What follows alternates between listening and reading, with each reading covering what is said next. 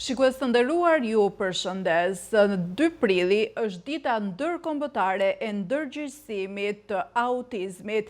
Për këtë do të kem nderin të kem në intervistë me Skype Florinda Zegullaj, përfaqësuese e nismës Lumturo Dhimbjen. Florinda, të përshëndes. Përshëndetje Sadiana, shumë faleminderit për ftesën. Faleminderit ty. Sa i përket ditës së autizmit, dita ndërkombëtare që shënohet në çdo 2 prill, dhe sa i përket nismës Lumturo Dhimbjen, në të cilën ti je përfaqësuese. Çfarë mund të na thoni? Çfarë tregon nisma Lumturo Dhimbjen për gjithë fëmijët? Atëherë, nisma Lumturo Dhimbjen funksionon tashmë prej 5 vitesh në qytetin e Tiranës, ka filluar aktivitetin e saj në mbrojtje të 2 kauzave tepër të rëndësishme, siç është kauza e të rinjve dhe të rriturve të prekur nga çrregullimet e spektrit të autizmit, gjithashtu edhe individëve të prekur nga kanceri.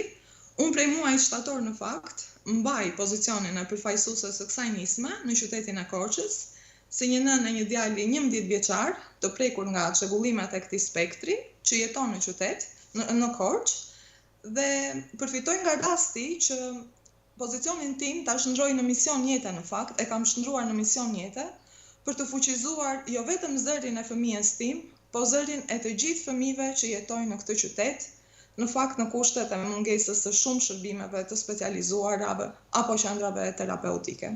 Faleminderit që më jepni këtë mundësi. Si nën e një fëmije me aftësi të veçanta dhe të mrekullueshme, cilat janë sfidat që hasni? Sfidat janë të panumërta, ashtu si dhe bekimet, po dua ta filloj që me mungesën e shërbimeve, siç përmenda pak më herët, sepse kryesore nuk është vetëm marrja e një terapie 1 orë në ditë, siç ndodh në rëndom, por kërkohen shërbime cilësore dhe minimumi orëve të rekomanduara të terapisë ABA është 40 orë në javë për ta fëmijë. E ne me të ardhurat tona që janë të ardhurat mesatare të familjeve mesatare që jetojnë në Republikën e Shqipërisë, maksimumi që mund të përballojmë është 1 ose 2 orë në ditë, edhe këto në qendra private ku shërbimet që ofrohen nga terapiste nuk janë të supervizuara nga asnjë organ shtetëror, nuk janë të licencuara, pra thjesht ne lëm në dorë të dikujt fëmijë që janë të prekur nga çrregullime të rënda, nga çrregullime neurologjike dhe ndihemi vërtet në kushte të vështira. Si mund të ndryshojnë përvojat e fëmijëve autik në raport me shoqërinë? Pra si mund të krijojnë atë përshtatjen e duhur? Flasim shumë për ndërgjegjësimin, flasim shumë për informimin, po në fakt kur të përballemi me individ të prekur nga autizmi, nuk dim as si të sillemi me ta, nuk gjejmë dot mënyrën se si të bëjmë të ndihen të mirëpritur. Ne si prindër nuk gjejmë dot dyert e duhura që t'ju ofrojmë fëmijëve tan shërbimin e duhur. Vetë duhet të trajnohemi sepse kemi situata, kemi sjellje të shumta gjatë një dite normale dhe nuk dim se si t'i menaxhojmë apo si t'i përballojmë ato në mënyrë efektive. Në shkolla, pavarësisht se fëmijët janë shumë empatik nga natyra, nuk dinë si të sillen me këta fëmijë, nuk dinë si t'i përfshinë ata në aktivitetet e tyre. Duhen shumë trajnime, patjetër, trajnime për mësuesët, trajnime për mësuesit mbështetës, edhe pse numri të cilëve është në rritje dhe për të ndihem falenderuese. Aftësimi që duhet të kenë këta mësues për të përballuar dhe për të menaxhuar sjelljet e fëmijëve autik, lë shumë për të dëshiruar për momentin, për fat të keq. Pra ti e ke kaluar vetë në lëkurë dhe me sa kuptoj të gjithë prindërit e kanë të vështirë që të qasen tek shteti për të marrë atë ndihmën e duhur dhe duhen pikërisht këto nisma, siç është Lumturo Dhimbjen. Por si ndihmojnë këto? Pra sa mbështetës janë tek fëmijët, por jo vetëm edhe tek prindërit e fëmijëve. Patjetër, unë e marr si shembull qendrën Lumturo Dhimbjen në Tiranë, sepse është e vetmja qendër të paktën në Republikën e Shqipërisë që ofron shërbime falas për të gjithë të rinjtë e prekur. E ka derën hapur për të gjitha familjet që kanë nevojë. Kurse ne korçarët jemi mbështetur totalisht në duart të prindërve që lavdi Zotit i kemi gjallë, e nuk e imagjinoj dot jetesën pa ndihmën e gjyshërve, sepse mbështetja jonë kryesore janë gjyshrit dhe 1 orë në ditë terapie individuale. Prandaj është e nevojshme që të bëhemi të gjithë bashkë, pikë së pari të mbështesim njëri tjetrin qoftë edhe emocionalisht. Të gjithë prindrit nuk duhet të ndihen vetëm, sepse numri fëmijëve autik tashmë ka një rritje alarmante dhe prindrit nuk kanë më turp që të flasin për problemet e tyre hapur, Para pak vitesh ishte turp që të thojë unë kam një fëmijë autik, sepse mendoj si një ndëshkim nga Zoti, flas këtu sidomos për zonat rurale, edhe goja nuk ja unxë prindërve. Më ka ndodhur që më kanë pyetur se ti e ke djalin ashtu, dhe më vjen keq që të dëgjoj një retorik të tillë në kohën kur jetojmë. Megjithatë, ne jemi bërë bashk dhe nisma ka bërë bashk shumë prindër për të përçuar më tej zërin ton, për të bërë përmirësimin dhe ndryshimin e politikave sociale, sepse ndodhemi me problemin që, jemi në prindri dhe po e menaxhojmë disi situatën me këta të rinj dhe adoleshentë që janë shumë të vështirë, por çdo ndodh në momentin kur ne të mos jemi më. Mungesa e qendrave rezidenciale, mungesa e shërbimeve apo punonjësve në shërbim të këtyre individëve është e theksuar dhe nuk mund të vazhdojmë më gjatë. Si arrini të përballoni situatën duke balancuar edhe jetën e përditshme, por jo vetëm edhe kujdesin e shtuar ndaj djalit tuaj? Personalisht kam pasur fatin që në fillimet e hershme që jam ndeshur me diagnozën e Timbiri, jam drejtuar psikologëve në Tiranë për të marrë një lloj trajnimi të paktën se si të sillem me fëmijën tim, sepse e kam pasur të pamundur. Henri përveç autizmit kishte mbivendosje të diagnozave, karakterizohej edhe nga çrregullimet e hiperaktivitetit dhe të vëmendjes, dhe ulja e tij në tavolinë qofte edhe për 5 minuta ka qenë një sfidë shumë e madhe. Prandaj vetë si nën, bashkë me vajzat që më ofronin terapi dhe hartonin programe individuale për fëmijën, ju kam kërkuar ndihmë se si edhe vetë mundem të punoj me fëmijën tim dhe si mundem t'i zbatoj ato. Kanë qenë trajnime intensive dhe të shkurtra, që mua personalisht më kanë ndihmuar dhe ja sugjeroj çdo prindi. Përveç asaj, siç përmenda pak më parë, unë jam gjithkohën në korrent me psikologen e shkollës, me terapistën e djalit, për esurinë e tij edhe për mënyrën se si duhet që aftësitë e marra në një orë terapie t'i gjeneralizojmë edhe të arrijmë t'i përdorim në jetën e përditshme, sepse e mësuara është një fazë të ky proces, po gjeneralizimi dhe përdorimi i aftësive të mësuara është një sfidë më vete. Cilat janë mitet më të zakonshme, Florinda, që përballet një prind i një fëmije me aftësi të veçanta të spektrit autik dhe si mund të hiqen ato nga qarkullimi, pra që shpesh gjendeni përballë tyre? Unë personalisht, kur filloja flisja për fëmijën tim, që është i prekur nga çrregullimat e këtij spektri, më thonin nuk ka mundësi se ky fëmijë është shumë i dashur. Pra ne si shoqëri kemi një mit që fëmijët autik nuk janë të dashur, nuk janë empatik. Dhe ajo që unë kam provuar në eksperiencën time është që këta janë fëmijët më të dashur dhe më empatik që mund të ekzistojnë, që kanë një ndjeshmëri shumë të lartë, edhe në momentin që duket sikur nuk kuptojnë asgjë, në fakt ata kuptojnë gjithçka, thjesht ne duhet të kuptojmë që ata kanë mënyrën e tyre të shprehurit dhe të perceptuarit të ngjarjeve të rrethanave që ndeshen. Si mund të ndryshohet ky perceptimi fëmijëve dhe shoqërisë shqiptare, pra për të mos u qasur dhe për të mos u ndier keq as prindërit e fëmijëve me spektrin autik, të cilët janë të bekuar, pavarësisht se shoqëria me mentalitetin. Patjetër, ne mendoj që ende jemi në fazën e informimit, sensibilizimit dhe ndërgjegjësimit, dhe si nismë Lumturo Dhimbjen, kemi realizuar 2 aktivitete me përmasa të mëdha në qytetin e Korçës. Kanë marrë pjesë shumë miq dhe të afërm tanët, të cilët për herë të parë kanë kuptuar, kanë parë nga afër se cili është potenciali në njërin anë i këtyre individëve dhe në anën tjetër cilat janë sfidat tona reale. Kanë dalë të përlotur nga salla e teatrit Andon Zako Çajupi. Ju është janë dashur orë të tëra për të marrë veten nga gjithë emocionet që përjetuan, dhe telefoni nuk pushonte nga kërkesat e tyre që në një farë mënyre të kontribojnë në jetën tonë për të na ardhur disi në ndihmë. Pra, është e nevojshme që ne t'ju japim zë problemeve që kemi, sepse edhe mbështetja nuk ka pse të mungojë, nuk ka arsye pse. Ju jeni përfaqësuese e nismës Lumturo Dhimbjen, po çfarë mund të bëjë një shoqëri e tërë duke nisur që nga unë dhe tek gjithë të tjerët të cilët nuk e kanë kaluar në lëkurë të kesh një fëmijë me aftësi të veçanta për të rritur ndërgjegjësimin? Thjesht nevoja është që t'i pranojmë dhe t'i mirëpresim. Nuk duhet t'i shohim ata si probleme, po duhet t'i shohim si një realitet që duhet tashmë ta integrojmë në jetën tonë. Autizmi nuk zgjedh, edhe duhet ta vendosim veten edhe në këpucët e tjetrit, sepse sot është në derën time, e nesër ku i dihet ku mund të jetë.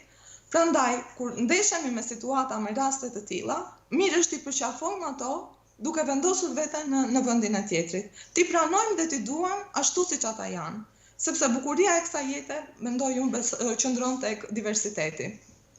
Sa i përket trajnimeve dhe programeve të specializuara për qenë më afër dhe më mbështetës ndaj fëmijëve me spektrin autik, sa të rëndësishme janë dhe si duhet të shtohen apo si mund të kontribohen jo vetëm nga nismat private, por edhe nga ana e shtetit?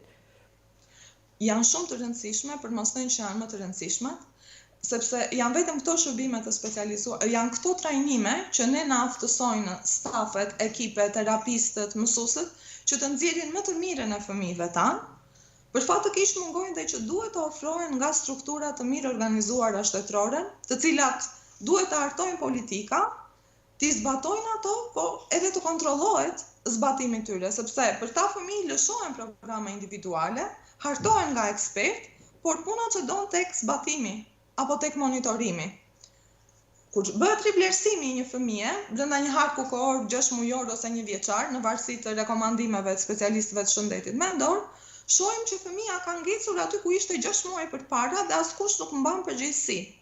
Vërtet fëmia ka një sër problemesh, po ama edhe mënyra se si specialistët, terapistët, mësuesët zbatojmë ato programet që janë hartuar për nevojat e fëmijës tonë, ndiqen është një problem në vete. Prandaj them që ne si shoqëri duhet që t'i mësojmë fort faktit, t'i kërkojmë ndihmë institucioneve shtetërore që të ndërtojnë struktura të mirë organizuara, që të ndjekin nga fillimi në fund ecurinë e zhvillimit, ecurinë e zbatimit të programeve të zhvillimit. Sepse vetëm kështu mund të arrijmë t'ia dalim, jo vetëm të aftësojmë fëmijët, po mos i lëmë ata si një barkë për shoqërinë edhe mos rritim edhe kostot, jo vetëm për familjet, por edhe për shtetin, sepse cënohet jeta dhe cilësia e jetës së çdo qytetari kur rrethohet nga një numër kaq i lartë individësh që janë të izoluar në shtëpitë e prindërve, që nuk marrin dot terapinë e duhur apo që nuk arrin dot të zhvillojnë komunikim e kështu me radhë. Për të gjithë ata individ të cilët qasen në mendimin negativ, le të themi, sa i përket fëmijëve me spektrin autik, mund të ndani një eksperiencë të veçantë dhe emocionues për teleshikuesi, që të rritet edhe ndërgjegjësimi dhe të tregojmë që ata janë fëmijë si gjithë të tjerët, që dinë të duan dhe janë po aq të rëndësishëm sa gjithë fëmijët e tjerë. Do më falni për emocionet, po nuk mund të mos e them. Rastin që më ka ndodhur një moment nga jeta ime me djalin, kemi qenë afër ditëlindjes së tij të 5, edhe unë jam një nënë që nuk tërhiqem lehtë. Thjesht doja shumë që t'i dëgjoja zërin, edhe thjesht të më thonte se çfarë dëshironte si dhuratë për ditëlindje, sepse asnjëherë deri në ditëlindjen e 5 unë nuk e dija cila ishte lodra e tij e preferuar. Gjithmonë më ndësoja dhe isha unë personi që vendosja për gjithçka. Ju luta me orë të tëra, të lutem më thuaj se çfarë dëshiron të marrësh si dhuratë. Jam shumë krenare për ty, ti jemi i miri, di përpjekjet, po ishte një lloj, po të më shihje në ato momente, duke sikur po i flisja murit në fakt, edhe jo një fëmije. Nuk hoqa dorë dhe në fund fare dëgjoj nga djali që më afrohet edhe më thot my clock works. Nuk kish folur deri në atë moment dhe as nuk do ta kuptoja kur që ai dinte aq shumë. I them nuk të kuptoj, ma shpjego të lutem. Ka marrë telefonin tim dhe aty ka gjetur një website, ekziston një website My Clockworks, ku zhvillohen ankande të mekanizmave të orave shekullore. Jam surprizuar nga kërkesa dhe thjesht kam ndira të peshën e fajit se si unë mund ta perceptoj fëmijën tim si një fëmijë me vështirësi shumë të mëdha zhvillimi, kur mendja e tij është kaq brillante. Prandaj prindërve ju bëj thirrje që të mos dorëzohen, sepse realisht brenda këtyre fëmijëve ekziston një potencial i pashteshëm dhe asnjë nuk i dihet se çfarë të mund të na zbulojnë ata. Bota e tyre ka më shumë ngjyra dhe është më e madhe se kjo e jona. Thjesht ne duhet të jemi përkrah tyre për t'i ndihmuar të na zbulojnë këtë potencial. Sa i përket shërbimeve, a ishin si të zhvillueshme në një të ardhme të afër për të qenë më pranë fëmijëve? Mendoj dhe besoj fort që në një të ardhme të afërt kjo gjë ka për të ndodhur.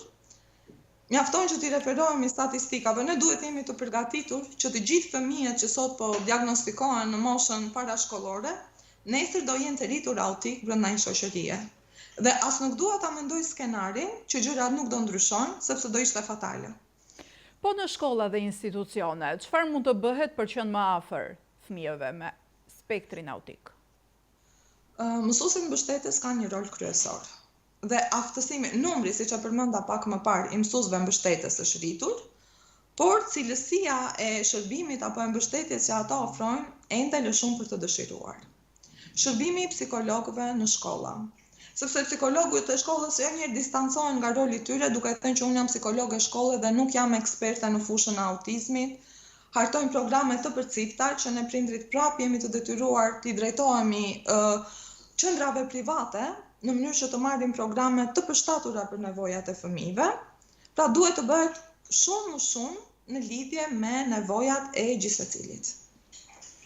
Sa i përket ato se çfarë ka bërë Nisma lumturo dhimbjen, mund të na prekni disa nga arritjet më të mëdha që ka bërë kjo Nisma? Arritja më e madhe, siç përmenda më herët, është ngritja e qendrës në Tiranë me shërbime falas, duke filluar nga shërbimet terapeutike, argëtuese, se dhe ato mungojnë. Edhe flasim për terapi, po fëmijët ngelen pa shërbime argëtuese edhe të rinjt. Është për të ardhur keq. Shërbime logopedike, shërbime fizioterapie, dhe këto janë arritje shumë të mëdha. Qendra financohet nga donatorë dhe nga bamirës të shumë, që ndihmojnë gjithë ato familje që janë vulnerabël të paktën dhe nuk kanë mundësi të sigurojnë për fëmijët e tyre asnjë lloj shërbimi. Për ta përmbyllur, Florinda, cili është mesazhi juaj për gjithë shoqërinë shqiptare, por më kryesisht për të gjithë ata persona të cilët nuk janë njohur me këtë çështje? Atëherë unë sot kam darë edhe me miqtë tim në rrjetet sociale një mesazh, kam dashur që me miqtë e mi në Facebook, kam dashur të përcjell një mesazh force dhe jo një mesazh sfide në fakt, sepse 2 prilli është një ditë që mban një ngarkesë për ne prindrit. Më lejoni t'ja u lexoj. Unë jam forca që mban dorën e tij kur bota bëhet e zhurmshme. Unë jam qetësia që flet në heshtjen e tij. Unë jam durimi që pret me zemër të hapur. Unë jam drita që sheh përtej asaj që bota e quan ndryshe. Autizmi nuk është vetëm një fjalë diagnoze. Është një univers i tërë dashurie, magjie dhe mësimi. Është një gjuhë që më ka mësuar të dëgjoj shpirtin, të ndjej me gjithë qenie dhe të dua pa kushte. Henri më ka bërë më të fortë, më të butë njëkohësisht, më të vetëdijshme për mrekullitë që fshihen në çdo detaj të vogël. Dhe sot unë festoj, unë zgjedh ta festoj atë, ashtu siç është, i bukur, i veçantë dhe i pamatshëm. Për të gjithë prindrit që ecin në këtë rrugë, jemi luftëtar të dashurisë. Florinda, unë të falenderoj për këto emocione që përçove edhe përtej ekranit, jo vetëm për studion e Fax News, por për gjithë teleshikuesit.